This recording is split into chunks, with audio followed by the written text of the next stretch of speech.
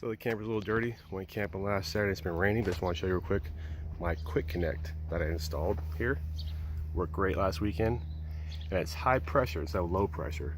And how I did that is I would simply just put a T up here, bypass the camper's regulator, so I can still run my Weber Q 2200 and my Coleman stove, which has their own built-in regulators.